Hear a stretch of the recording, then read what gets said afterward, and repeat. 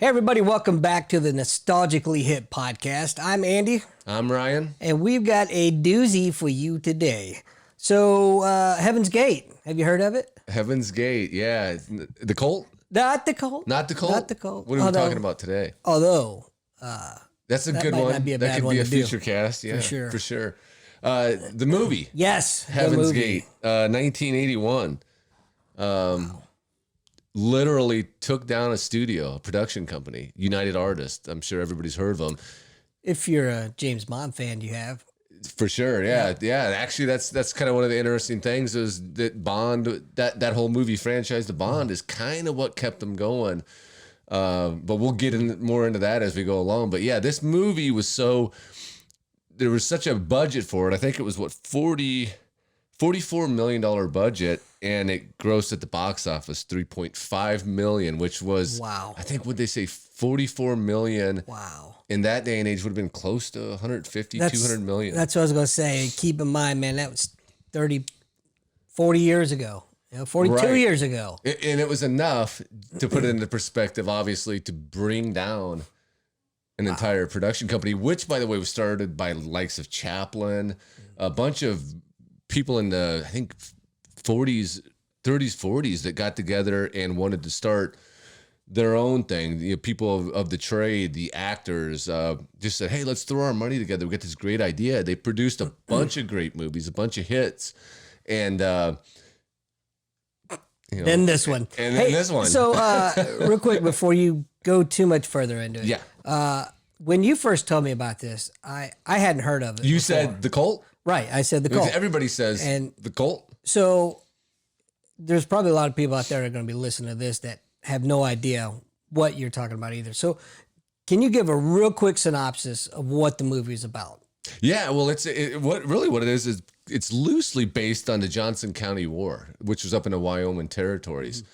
I guess you'd call that a period piece, but when loosely based, like there's a romance that happens in it that, there's people that the names have changed. There are some accurate names, but most of them,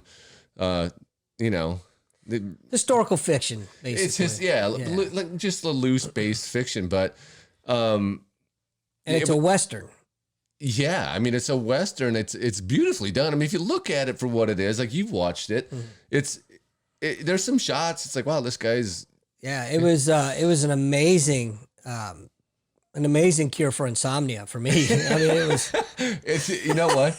You got to be dedicated. You got to be dedicated. Wait. For me, it was. I just got.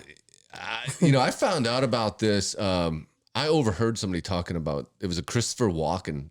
Somebody's reviewing him in another movie, and then they talked about him winning an Academy Award, which I had never known he'd won an Academy Award. Not that I think he's a great actor, right. And I was like, well, that makes sense. Of course, he won an Academy Award, and then they said for The Deer Hunter, which ties into this pretty much directly because The Deer Hunter was the movie that I guess you could say was kind of to blame for this because the director, Michael Cimino's his name. I think it was the catalyst for sure. It was definitely, yeah. So this got everything approved. It put the ball in motion. Christopher Walken is a great actor. Yeah, that's a good Walken, yeah. Yeah, and so going back to that, I kind of got into, and the people talking about said that was before the Heaven's Gate disaster, and I thought the same thing you thought. Heaven's Gate, like, right? Because we just think of that cult. Well, I was around San Diego that time frame when that shit went down. Was that in San Diego? Yeah, so that's what made me think of it. Okay, immediately. Wow. Yeah. So it kind of opened up all. I mean, I went down some rabbit holes. So I just heard that. I heard about a movie. I looked it up.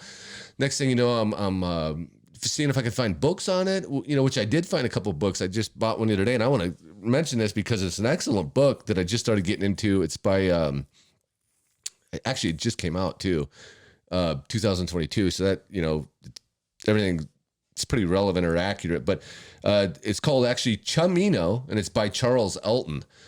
And I got it on audio, but it's just so far I'm like addicted to it. And now I just keep going down a rabbit hole that I went down over a month ago. So Cimino, is that how you pronounce his name? Yeah, it's Cimino. Now, see, I guess it's based like it looks like it's Cimino. So it's Cimino.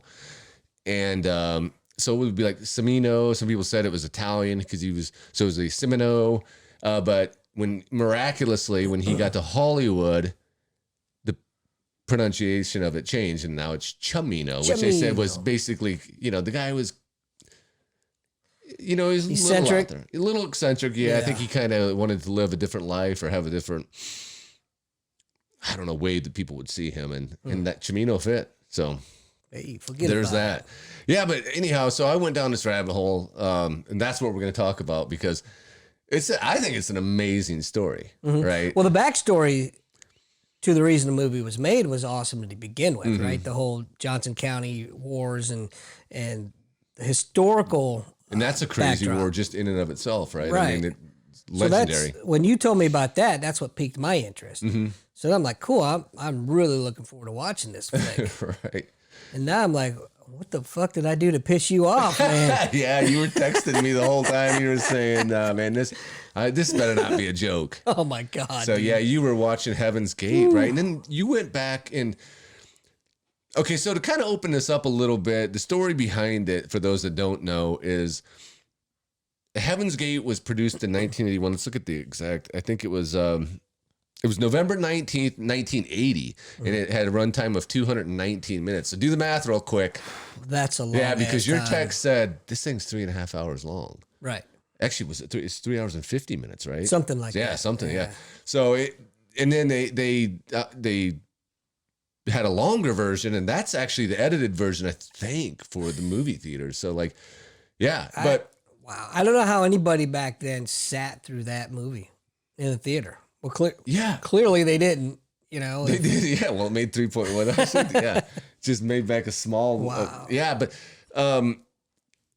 so the story goes that Chimino, most of us know of the Deer Hunter, right? Yes. The famous roulette movie, Vietnam based. Before that, he had done Thunderbolt and Lightfoot, I believe. Let's see here. He did The Year of the Dragon. So Mickey Rourke was in a couple of his, I believe. Actually, Mickey Rourke was in Heaven's Gate. There's like a brief moment he's in there. Yeah, he's actually in that for a bit. That must have been one of the times I fell asleep. there's a lot of openings. A lot of openings there. Yeah, he did the Sicilian, Desperate Hours with Mickey Rourke. And then I think one of his first ones was he was involved with Silent Running, but don't quote me on that. I do know that Thunderball and Lightning was the one that he did with the Eastwood, and Eastwood kind of helped him along with that. Broke him into the business a little bit, but that was really an Eastwood project, many would say. Right. And then he ended up just, he kind of opened some doors for himself, but either BSing or whatever in Hollywood. And blow the Weinstein effect there, Right.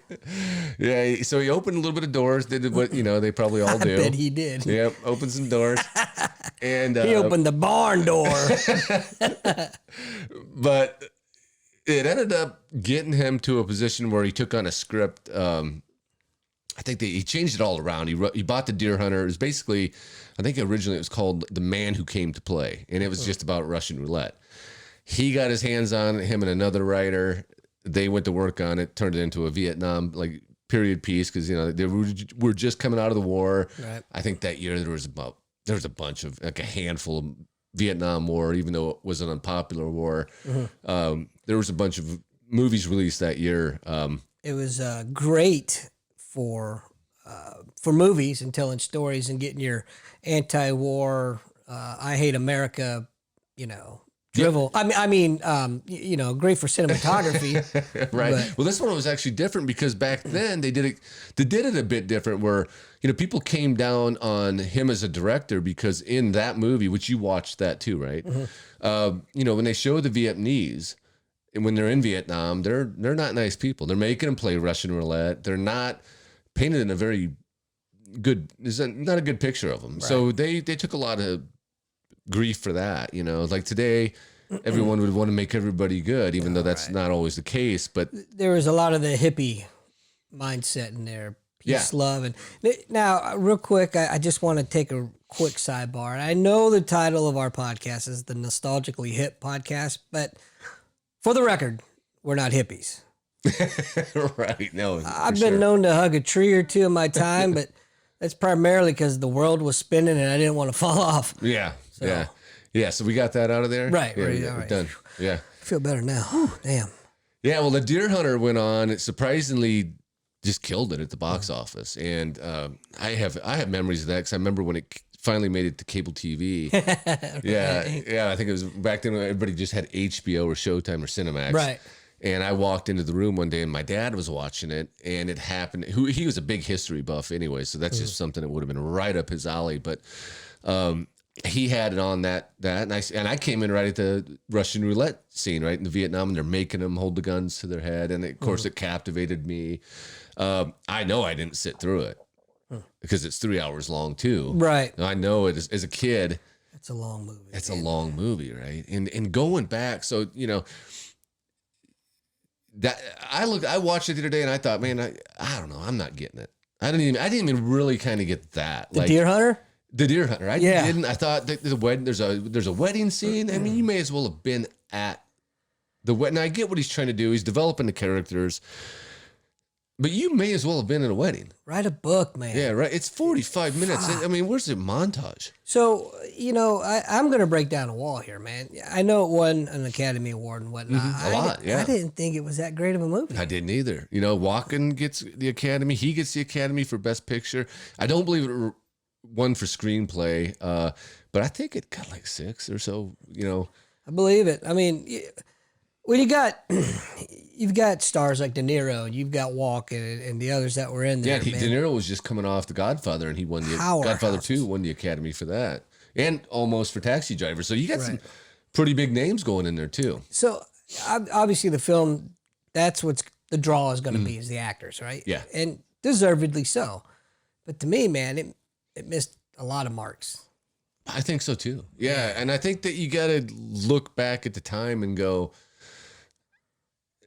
am I missing something here? Because, and you could always go along with it and go, well, I see, and play director and go, oh, look at but is it entertaining? I mean, maybe for the time. I'd have to say for that, maybe I don't know, man. Trying to get an understanding of some sort of feel for how that, because in the end, what the movie's really about is how much these people went to war and they came back changed. I mean, what that's like on a personal level, and that's what that movie was trying to show. Missed it, but man. within 3 hours, it was trying. We Completely missed it. Yeah, couldn't move this baby along a little bit faster, but they didn't, and we got a 3-hour movie out of it. I gotta tell you, there've been several Vietnam movies that I have watched. And although I was not in Vietnam, I can relate. I have a visceral reaction to a lot of scenes and feelings to it. There was nothing on this, man. Nothing. The only feeling I got was a set of hemorrhoids coming on and from sitting too damn long and an urge Dude, don't tell me you weren't fast forwarding it, because I was trying not to. I was trying to be fair, but I was hitting that. I was not. 10-second skip ahead. And the reason I was is because I fell asleep. Did you fall asleep? Oh, yeah. For the Deer Hunter too? Yeah. Okay, shit. Yeah, even Connie was saying, I put it on and we're in the kitchen, I don't know, making dinner or something. She's like, holy shit, how long is this movie? This thing's been on forever, Dude, the wedding. The freaking wedding's a movie. Right, I mean, it really right. is. It could have been a piece about a wedding in a huge cathedral. And then you could have summed it up and put them going on their honeymoon and tied all that together and you couldn't make a movie like that today. Number one, because it sucked, but number two, because not without action. Yeah. We're not without action, but the whole overtone of the domestic abuse, the violence, fucking snowflakes would be melting left and right, man. Oh yeah. Holy shit. Yeah, there's the and again, that's one of the things I appreciated about it. Obviously it was different than the stuff that he got away with, but he was trying to show, small town, working man. Yep. These guys were all steel workers. Blue collar. These aren't businessmen. They're not sitting behind desks. They're behaving differently and, running down the street naked, drunk, and, doing all the fun stuff like that. Guilty. I've done that a time or two. But yeah, it's something. And you're right. You're right, dude, 100%. Because when I was watching it, you know, I miss so much anyways. Like people tell me, oh, but did you, especially today, everyone's like looking, well, what's the meaning of that movie? Right. And I'm like, he didn't spell it out enough for me.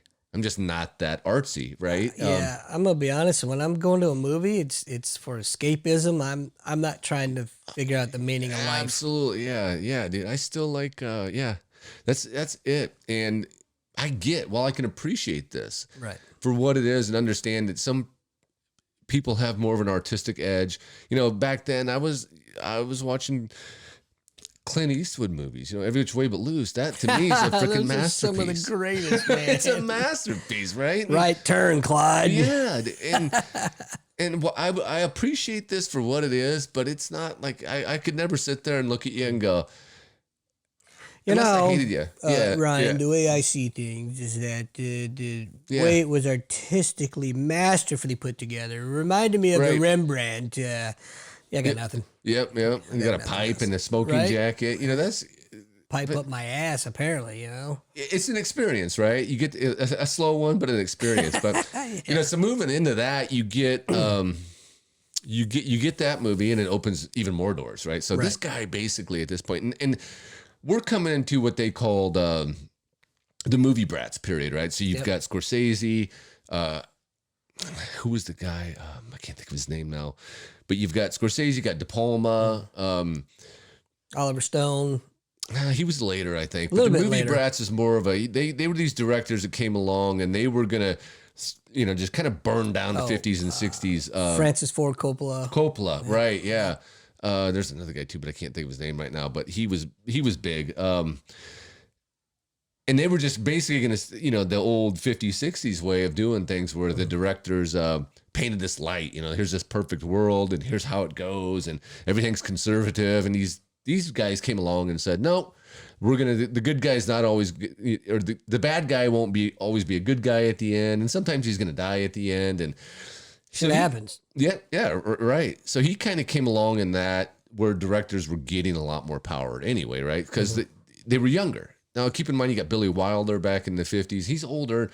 There was kind of this mentality of, I want an experienced, older director. I don't want a young, brilliant artist. Hip. Yeah, hip art, right. Yeah. You're getting Spielberg is rolling out. They were all younger. So that kind of changed it because the studio started going the direction of, I want these geniuses, these young geniuses. And I'll give them whatever they want and let them, show their work, do their art.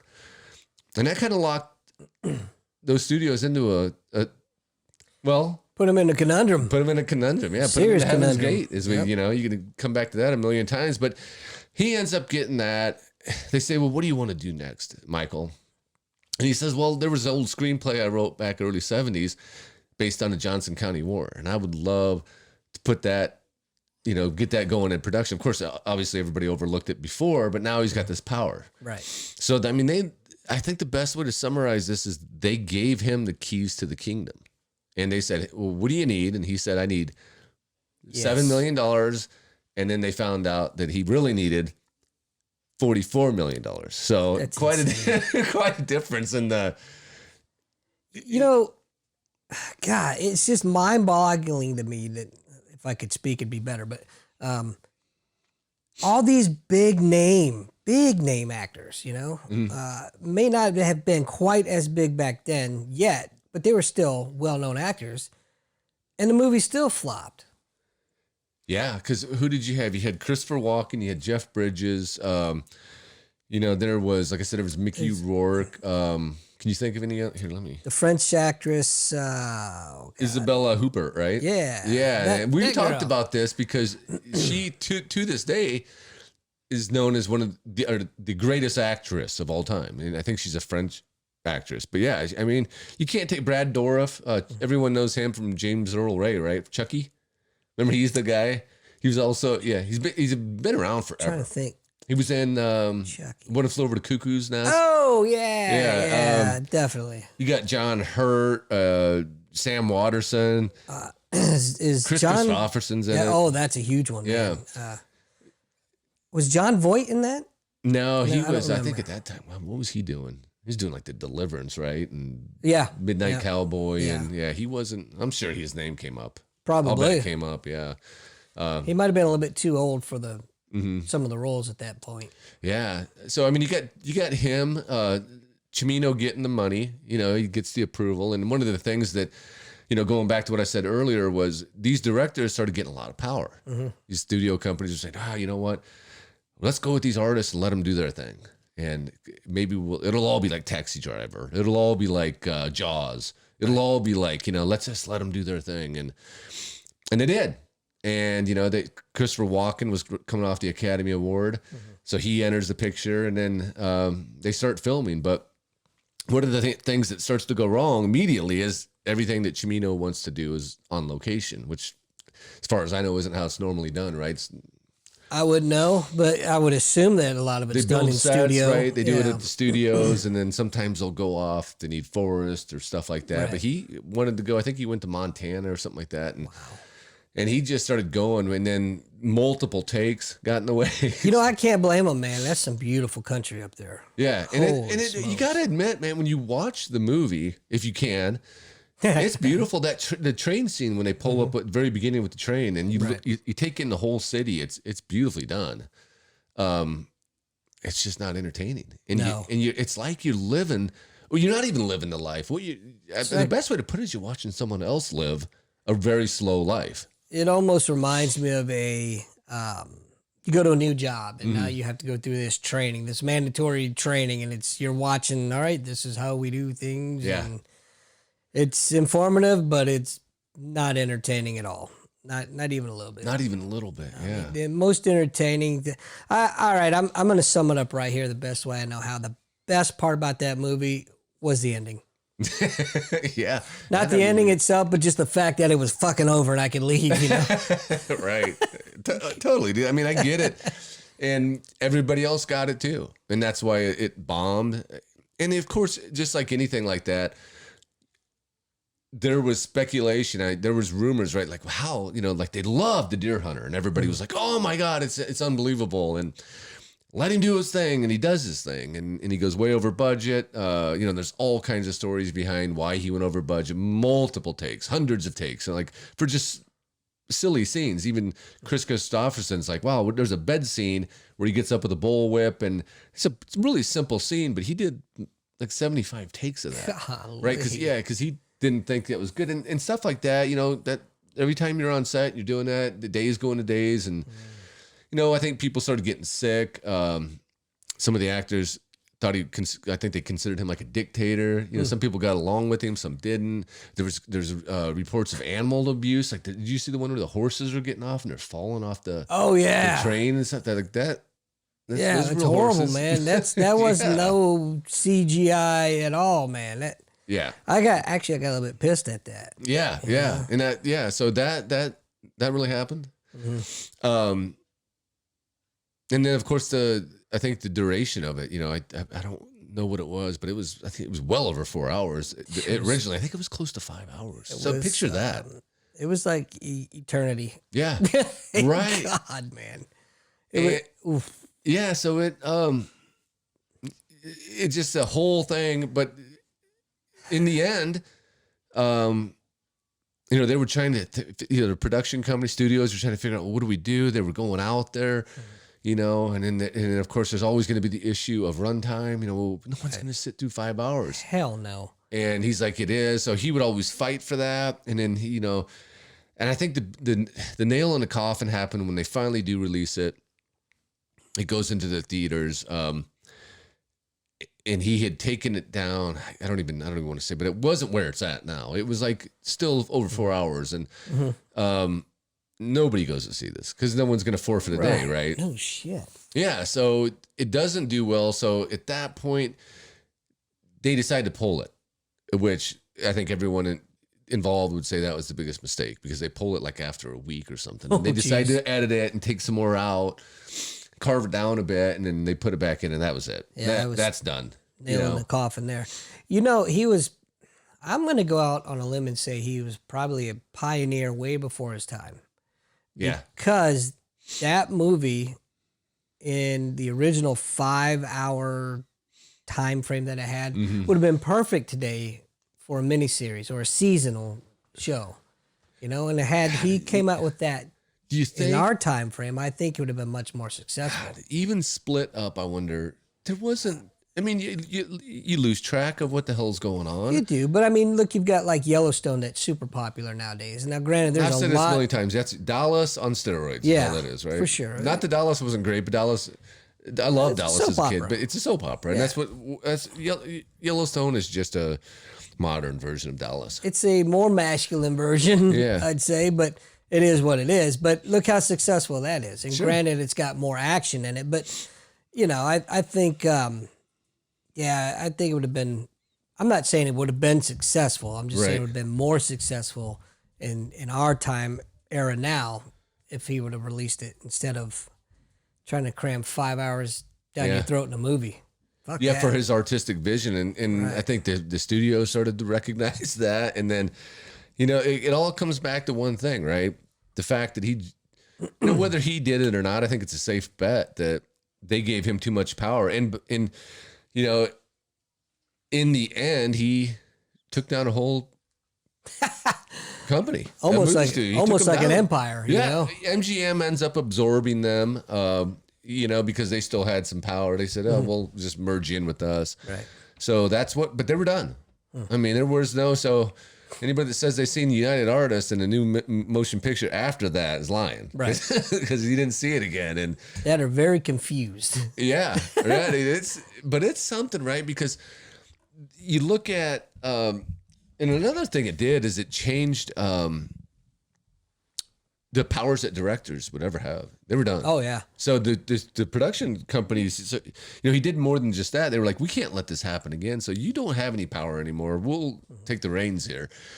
And you know, that leads us into like a lot of a lot of the stuff we talk about today, and that is how our time's different. Well, it's different for directors for sure, and you can see that even in the new Marvel movies, which are just corporate. It's just the same recipe. They just disgusting. plug in new characters.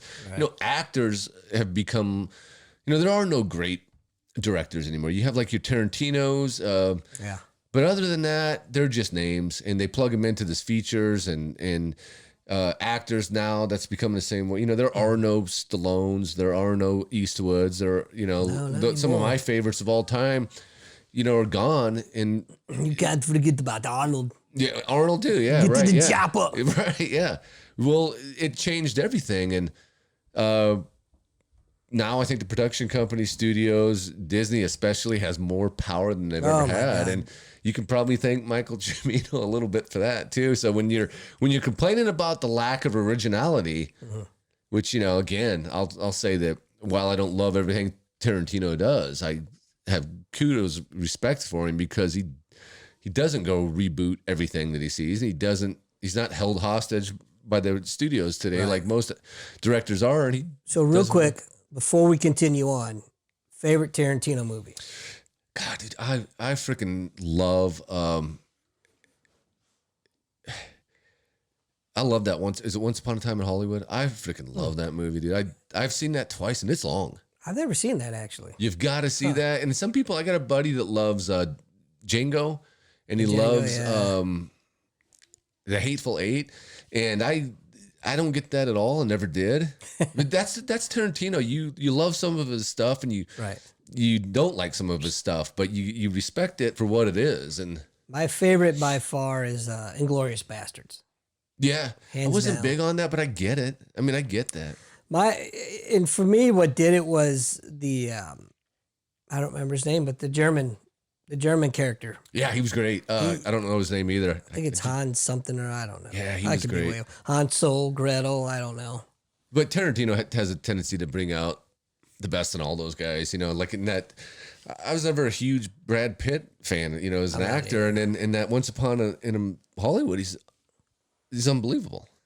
Yeah. So like with Pitt in that, like I was never a big fan, like I said. And he was great in that. And so that's probably one of my favorites in a long time. That Once Upon a Time in Hollywood. I got to check it out. Yeah, definitely check that out. Is Brad Pitt in that? Brad Pitt's in it, and he is He's freaking awesome in that. He's incredible. Okay.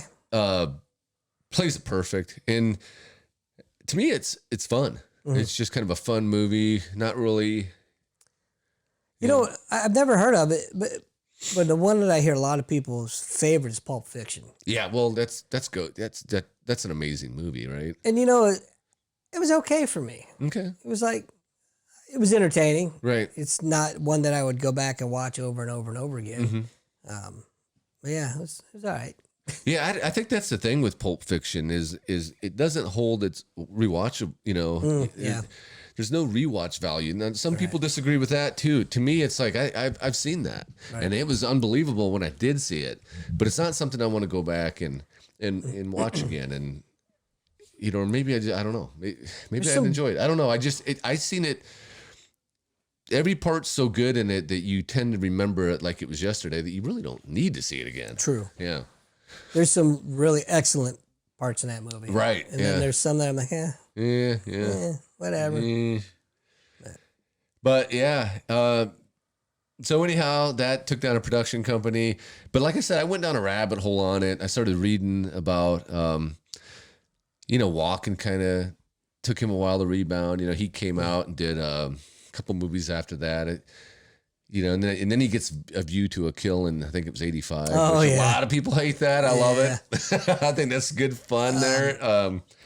But he's a bit over the top. So, man, I mean, that kind of took down a lot of people. Christopherson, I think that was it for him.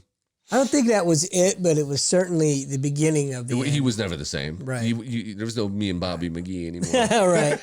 Right. Walken, I think he should have got the Oscar for his role in Joe Dirt.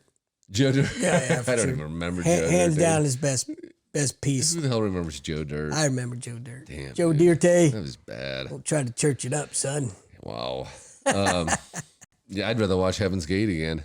Well, let's not push it. But yeah, so that's the thing, man. I mean, it kind of went down there, but it's the most amazing thing ever because it was so bad that people started maybe second guessing whether they really liked the Deer Hunter. Yeah. Yeah, they were like, well, maybe I got to go back and maybe it wasn't as good. They thought Heaven's Gate was so bad, we need to revisit the Deer Hunter because we might have been wrong.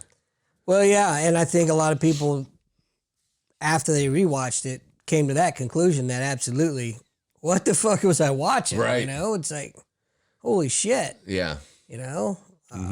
It's like you said, it's like a really well done home movie of somebody's life. And I'm just almost more exciting watching paint dry on the friggin' wall than, wow. Yeah. Well, man, there's an intermission. And that's what I told you. I said, there's an intermission. And I thought maybe you'd think I was kidding. No. I was like, no, dude, there's an intermission. You know, it's sad you say intermission nowadays, unless you're in the theater. Most people wouldn't know what an intermission is anymore. They wouldn't. But that movie has it. And that movie has it because they understand it's a good time to either stretch your legs right, or leave. Good time to go home and it's a good time to go home. I mean, kick the wife and fuck the dog. You know what I mean? Yeah, dude. Have you ever seen an intermission in a movie that you can recall? I know they had them at the drive-in, right? Back in the day. Yeah, that's the only ones that the drive-in really. I know there was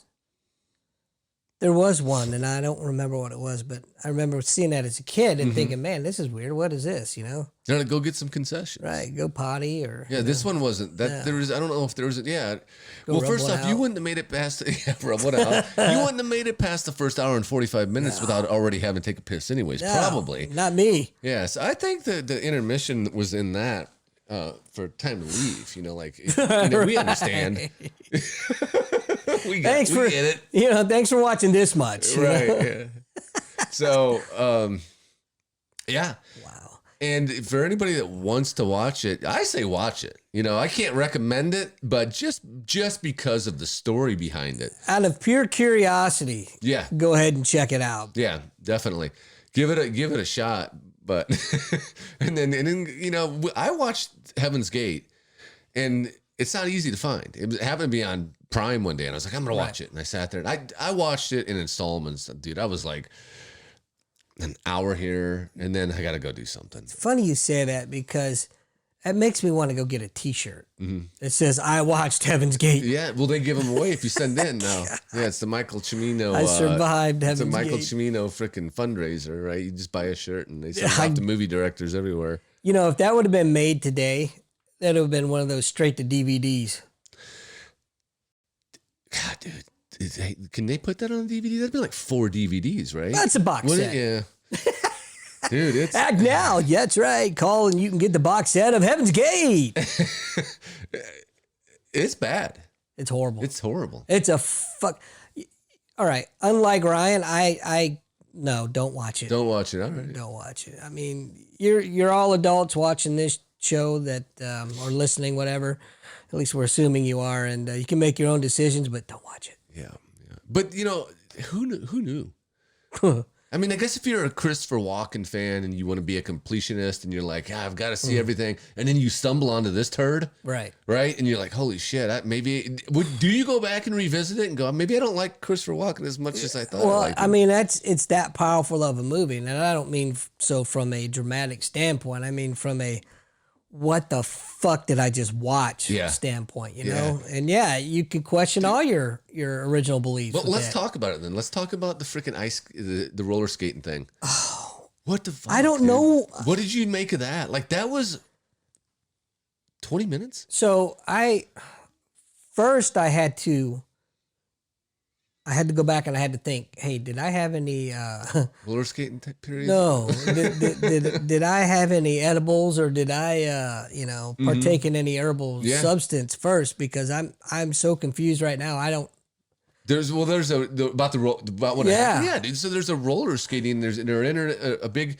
It's the craziest thing. So the Jeff Bridges character owns a bar, but the bar also has a roller skating ring in it, and I think it substitutes also as like town hall for the cattle, not the cattle association, but you know the locals. Yeah. And there's like it's kind of like the wedding, right? But it's even worse because you're watching people roller skate, which is so bad it's good. It's like I watched the whole damn thing because the kid with the afro and the top hat or the derby, the bowler hat.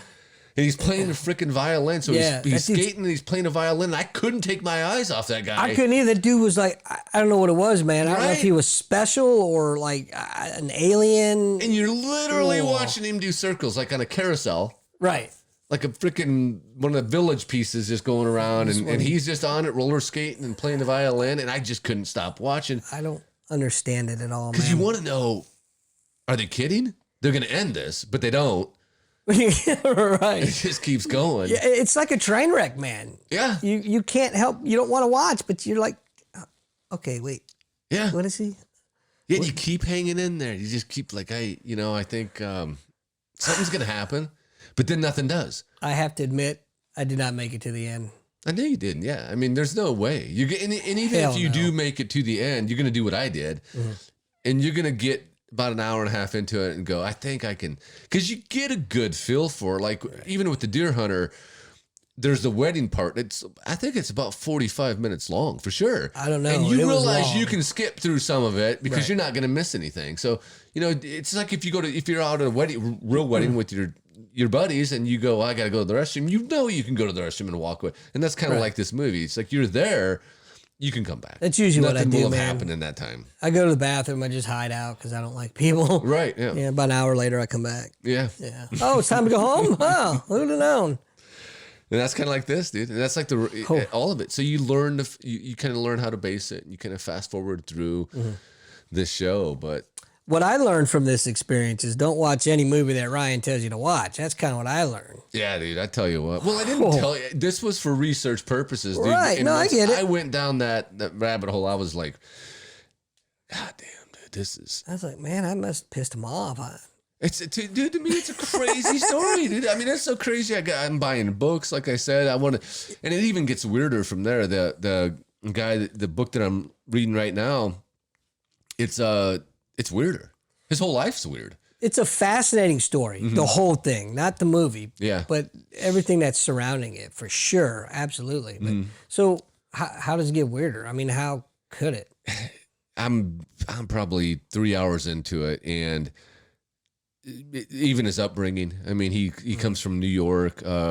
I think in the inner city, and then he ends up moving out to a smaller town. I think it's actually the town where like Back to the Future was filmed at. It's kind of like that, or is that? And I mean, there's friends he had from high school that are tracked down, and they never even knew he had two brothers. They never even knew. It's like he kept his whole life quiet. He ends up going off to school. I think it was Michigan State. He gets starts studying in art and finally makes his way into advertising up in New York. Makes a lot of money doing that, and then just heads out to Hollywood to try to get in. And he kind of through the way, no one knows anything about him. They kind of know that he did some commercials and he was very successful at that. At one time, I think they said one of the best in the world. But he lies about everything. I mean, there's questions of his age. He says he's born in 52, and then I think they narrow it down and say, it's more like 39. What? I mean, there's like a whole, no one, he doesn't talk to he has an assistant for 5 years, right? Mm-hmm.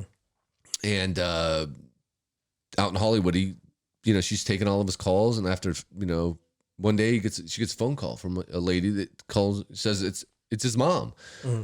And this lady's blown away because she never knew he had a mom, that thought she was dead because he never talked about her. So he kind of just lives this different life. And is he a pathological liar? Most of the people that knew him said that even if he did tell you something, you don't know if it was true. It probably wasn't. Interesting. He was one of those guys that wanted, I think, everyone to think that he was a guru. So all the preparation and stuff that most directors took and worked hard at getting, it just came natural to him. So what do you think the possibilities are of, he did The Deer Hunter, right? Mm-hmm. And these critics, the whoever it is that awards the awards to them, what if they were just as confused as everybody else? Mm-hmm. And when they watch it, but with their insecurities, they were probably like, this has got to be a masterpiece. It's so good, we don't understand it. So they're all like, there's like a unified silence when it was over there, and right. A lot of them were going, I don't know what to say. Right. What do you think? So they give him this award for The Deer Hunter, right? And could be, dude. So that just kind of put fuel on the fire of the madman's engine, And so he's like, oh, they bought that bullshit. Then watch this. Dude. And then there's the thought of, maybe, we're coming out of, there's not a whole lot of people getting risky. I think you have Easy Rider. Those kind of movies are starting to come in. Mm-hmm. There's not a lot of people pushing the boundaries. Before that, you have your conservative America where, hey, this, we win every war. We're always the good guys. Right. And nothing's really pushing. I think that comes along a little bit different. And everyone wants to believe that, like I said, the movie brats are changing the world. And again, it goes back to your point. Like maybe they were like, let's just go along with this. Because we both watched The Deer Hunter. And while I can appreciate it, I'd never, ever, ever watch it again. I can't. I can't even appreciate it, man. No. It's like I said. I felt zero connection. Okay. Zero. I can't even explain it. It's just, so yeah, that's what I'm thinking. They gave him a pass, right? So that kind of just it made the crazy go wild, and so he probably thought he was really putting out something great. Mm-hmm. Put out a sack of shit. No, he didn't. Make no mistake.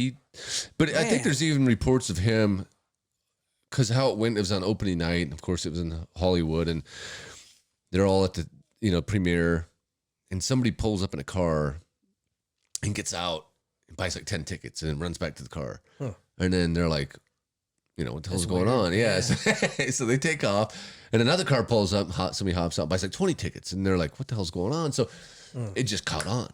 So everyone wants to see this movie. Now, your guess is as good as mine, but even he is quoted as saying, this is unbelievable. Like he was shocked. Yeah. Right? He should have been. Yeah, so I think we all know there's a fine line, right between you start to kind of buy into your shit, right? So you kind of start to buy, hey, maybe I am the greatest director. Mm-hmm. And then I think you see that with, his next movie's Heaven's Gate. He's like, yeah, I did it once. Everything I touch is going to turn to gold. And I think the studios probably thought that too until they didn't. Right. Well, until they saw the results. Yeah. There's so many red flags, I'm sure that popped up. I think the Deer Hunter's a red flag. For me, the Deer Hunter would have been a red flag. I would have said, hey, we like what you did, but we need you to get a better editor. Yeah. And we need him to just do everything. You don't get to touch shit. And it needs to be at least 10 days shorter than what it is. For sure. And again, that saves them the trouble of pulling the goddamn movie to begin with. Because you're pulling it out of the theater only to do what you could have already done. But they still don't do it enough. Nope. So they actually cripple it even more, right? Because you get this movie pulled that hurts it, and you're still going to reduce it in size. And why didn't you just take it under 3 hours? Don't tell me you couldn't. I could take that. I'm not a director. I could figure out how to take that under 3 hours easily. First off, I get rid of the roller skating scene. Gone. The dude with the freaking derby hat, gone. You're unemployed. We don't need you anymore. We're not using your shit. And they don't. Don't tell me when you sat in the editing booth. You edit, when you sat down and you watched that roller skating scene, don't tell me you said, nah, this has got to stay. Yeah. The movie won't survive without this part. It's the most action in that damn movie. What about the opening scene, right? When he's going and he buys the revolver and he comes out and it kind of it fills you in on how the immigrants are being treated. Fair enough. Do we need 20 minutes of him watching that immigrant being mistreated through the window? Yeah. While he tries to get a rifle? No. We don't. I think this dude was on mad Quaaludes or something, man, when he made this movie. So there's a story. She was his producer, I think. Her name was Joanne Carroll. Let me look that up to be certain. Asking or telling. Joanne Corelli was her name. And there's this weird... So... He gets with her immediately when he comes into town. And I guess she's this lights out, beautiful girl. But there's this, and everybody said the same thing. There's this force field around them. Like they're in their own kind of world. Like if you go to their house, you can only get so much information. He's very reserved and doesn't want to give you a whole lot because, right, shit's going to start, you're going to find out about a lot of its lies. Like, and when he did the Deer Hunter, he said he learned a lot about this when he was a medic for a Green Beret during the war, and that's not true. None of that's true. But she was like that too, so they were really guarded together. But everyone that witnessed it said they were always together. So much so that even though he had a girlfriend at the time and stuff, that he was banging her, and they said there's no way. And then there was rumors that on the set of Heaven's Gate where they said they just started making shit up. The actors were like, hey, I heard that she's in the mafia back home and her mafia family is more powerful than his mafia family because he's in the mafia too. And that they made an agreement because he was supposed to go to work for her mafia family. But if she could be his producer if he, went and made movies. And that's how bad it was. People didn't have an explanation for why they were so close, why you really couldn't talk to him unless you talked to her. If you were on her bad side, you were on his bad side. This is during the filming of The Deer Hunter even. If you pissed her off, you pissed him off. You would see it the next day when he was dealing with you. Wow. And most of the actors said they liked him for the most part, but it was really a case of how if she liked you. And vice versa. It kind of went, so it was kind of like a weird inferred, the guy in the Elton, the author makes a point, says, most people's loyalties are only as long as their success. So it's true. In short, after he got ruined after Heaven's Gate, because that's one of the things to keep in mind, Heaven's Gate destroys him. He gets a few movies afterwards, but he goes in hiding. He is shunned, literally from Hollywood. He should have been. And some people never hear from him again. He dies in, I think, 2016. But she is his true constant. She's there the whole time. She stays with him the whole time. And the explanation would be that there's the allure to her being with him because she thinks he's a genius, and I'm with a genius. Even though he's not making movies anymore, she still sees this guy's. They just don't understand his genius like I do. So she's brainwashed by him, basically. I don't know, dude. I've never heard anything like it. And like I said, I'm still into this book a little bit, where I'm sure more stuff's going to open up. You know, this guy did a lot of research, and he tried to track down all he could. But keep in mind, it's hard. As closed off as this guy was, he has a nephew that's in Hollywood right now, I guess, and he never even spoke to him but a couple times, and one time he did. It was for somebody's wedding. He reached out to him through his brother, and his brother told him, his son, said, "Hey, I know Michael knows you want to make it in Hollywood. Would you like to go to this wedding with him?"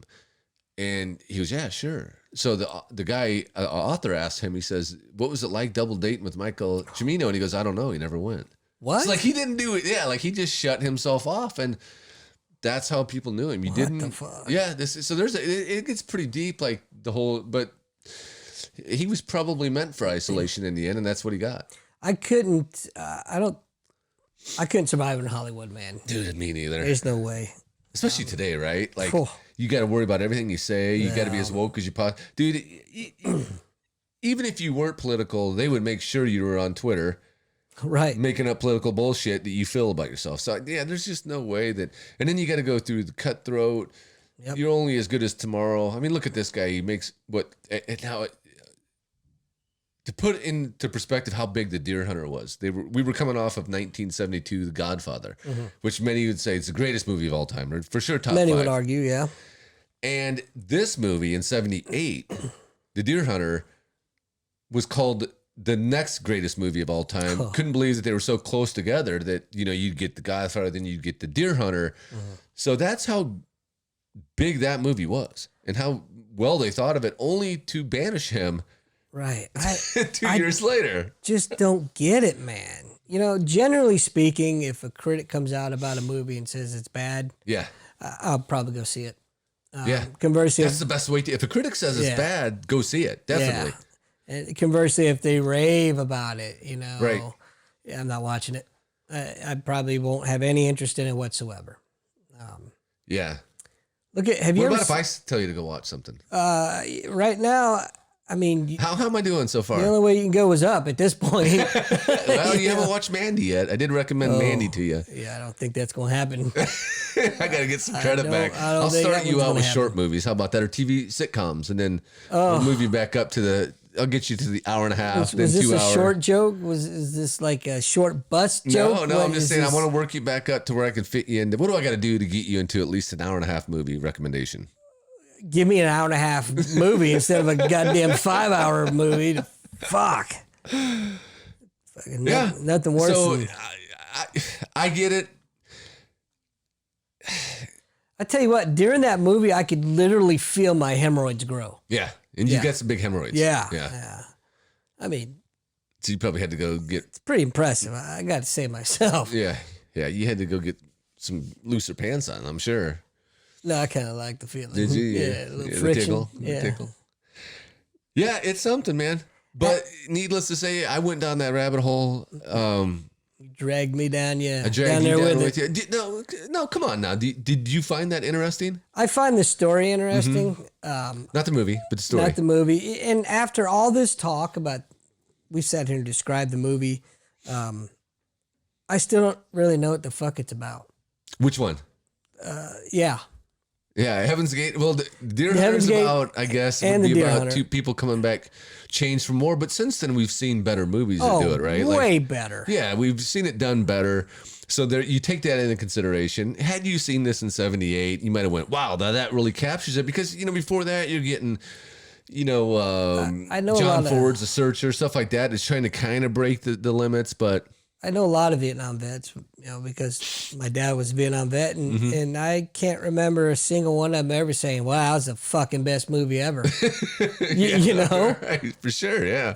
Like now, I have heard a lot of Vietnam vets talk about Platoon, and Full Metal Jacket, great movies. How that really moved them, right? But Deer Hunter, Wish there'd have been 6 bullets in that chamber instead of one. Yeah. Into Yeah, that now, shit. You know, hey, we could have done Platoon and we could have sat here, but I think for the most part, that's probably been done 100 times. There's not a really big story behind Platoon. No. Right? He goes on, he does JFK, gets a smash with that. He keeps going. You know, he was in Wall Street. Remember, he's involved in Wall Street. This guy had a pretty successful career. I think what makes the story amazing is that this guy was handed the keys to a kingdom and literally took down a kingdom. I mean, you had one job. Yeah, come on, man. Come on. Dude, I mean, can we shorten it up? Nope. I mean, we're going to go out of business. Yep.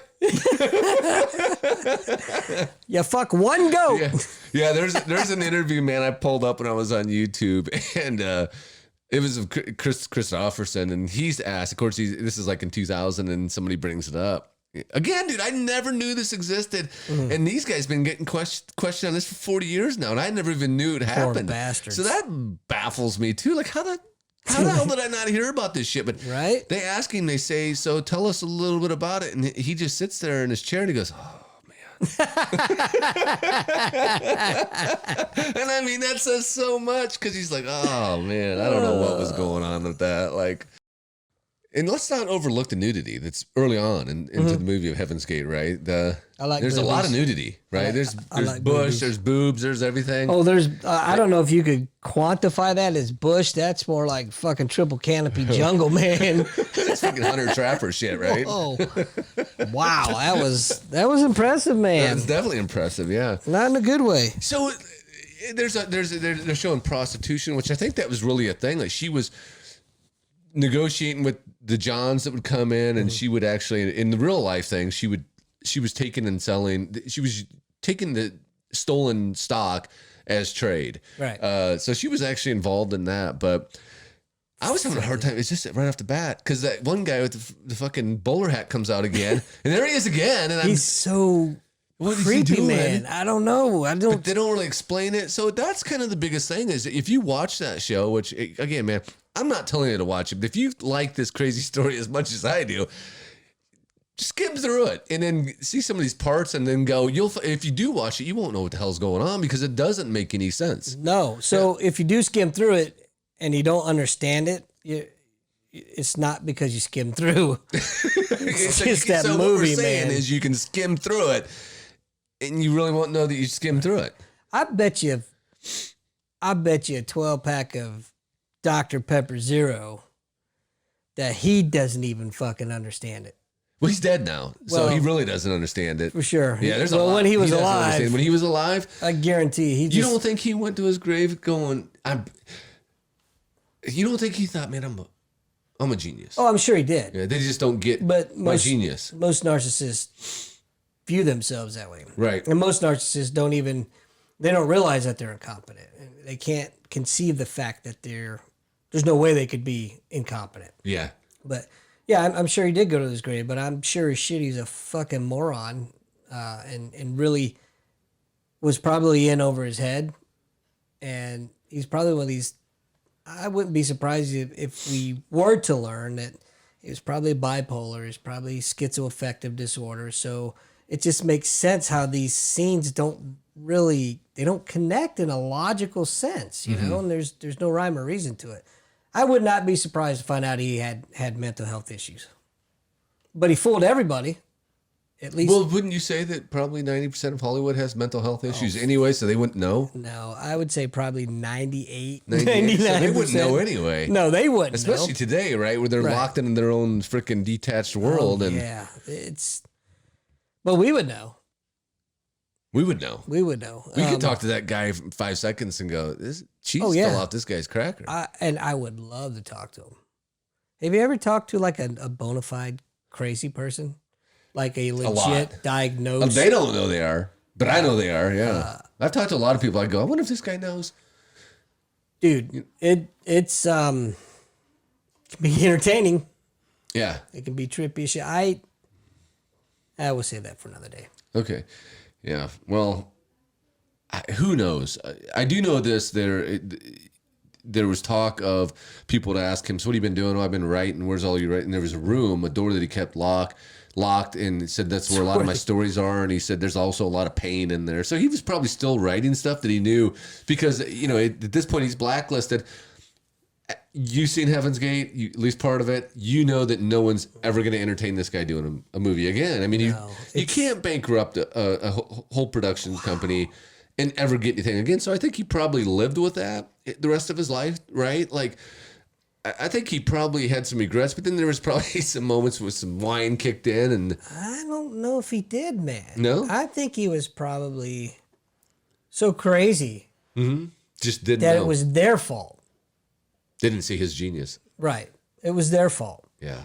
Well, I'll tell you what, I tend to agree with you, but only for one reason. If you go back and re-edit a movie and on your third, fourth, or fifth go-around, you haven't ascertained whether that roller skating sequence can go or not. Anyway, You're probably somewhat crazy, right? Like, it's got to be certifiable. Yeah. Certifiable. Well, look, it's been an hour, believe it or not. Yeah.